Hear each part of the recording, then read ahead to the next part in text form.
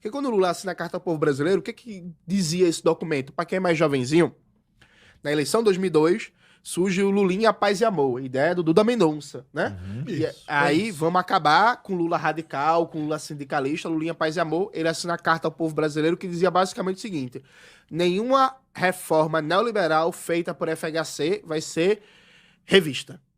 Então, tudo que a FHC fez vai ficar vigente. Então, tripé macroeconômico, superávit primário, meta de inflação, câmbio flutuante, as privatizações, desregulamentação, abertura comercial e por aí vai. Dali em diante, o PT, enquanto núcleo hegemônico, deixa de ser um partido vocacionado para transformações profundas. Faz políticas públicas importantes? Claro que sim. Quem é que vai dizer que o farmácia popular não é importante? Quem é que vai dizer que o programa de cisternas não é importante? Quem é que vai dizer que a ampliação das universidades públicas não é importante? Que o programa de cotas não é importante? Que tantas outras políticas públicas como o SAMU não são importantes? Agora, isso muda radicalmente a vida do povo brasileiro? Isso resolve o problema do analfabetismo, da saúde, da mobilidade urbana, da segurança, da questão agrária, da democratização da comunicação e por aí vai? Não. Então, me parece que está muito claro que a gente precisa sair desse paradigma, que é o que a gente chama de uma esquerda liberal. O PT hoje, você tem o campo da burguesia, você tem o campo da direita e da extrema-direita, que defendem a reprodução do capitalismo, aprofundando desigualdades e o processo de exploração. E você tem um outro campo chamado de progressista, que também defende a reprodução do capitalismo, mas diz que se preocupa com a população pobre e defende mais políticas sociais e de direitos humanos, que é o Haddad, o João Campos, o Túlio Gadelha, a Tabata Amaral, e etc. Beleza, não resolve nenhum dos problemas fundamentais. Então, eu, por exemplo, quando eu comecei para a universidade, mais de 15 anos atrás, o transporte em Recife era o pior. O trânsito em Recife é o pior do Brasil. É pior do que o de São Paulo. Impressionante. 15 anos depois, o trânsito em Recife continua sendo o pior do Brasil. Simples e objetivamente, sabe? O Brasil tem analfabetismo. Tinha analfabetismo quando eu nasci. Eu tô com 35 anos. O Brasil continua com analfabetismo.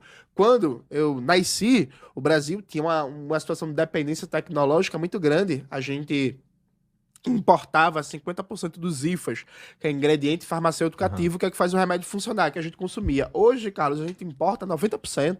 Quando eu nasci, o Brasil tinha uma dependência tecnológica no setor de armamentos dos Estados Unidos. Hoje em dia está do mesmo jeito.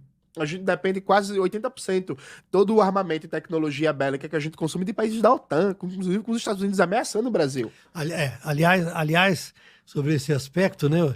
O Ministério da Defesa fez uma consulta ao governo americano se os acordos para a compra de armamentos continuavam de pé, mesmo com tarifaço e mesmo com todo esse problema, com essa disputa aí entre Trump e tudo mais.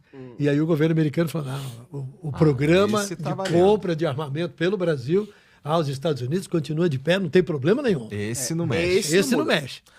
Mas aí, veja, essa que é a grande questão. A diferença, veja, a gente tem 3 níveis aqui: política pública, reforma e revolução. Perfeito? Tá. Na história brasileira, a gente teve várias reformas. A criação da Petrobras foi uma reforma. A criação do SUS foi uma reforma. A criação da CLT foi uma reforma. O que é uma reforma? É algo que muda profundamente a realidade, ainda que isso não provoque necessariamente a superação do capitalismo. Então você tem um antes e um depois do mercado de trabalho com a criação da CLT. O mercado de trabalho é outro. Ele mudou radicalmente. A criação do SUS cria um paradigma novo na situação de saúde do Brasil. Cria um antes e um depois. Uma política pública, por mais importante que seja, ela não muda radicalmente aquela realidade e ela é mais frágil. Troca de governo, a política pública acaba. Então o problema do PT não é só que não é um partido revolucionário e eu sou marxista-leninista muito radical e quero a revolução. O problema do PT é que o PT não entrega nem sequer reformas.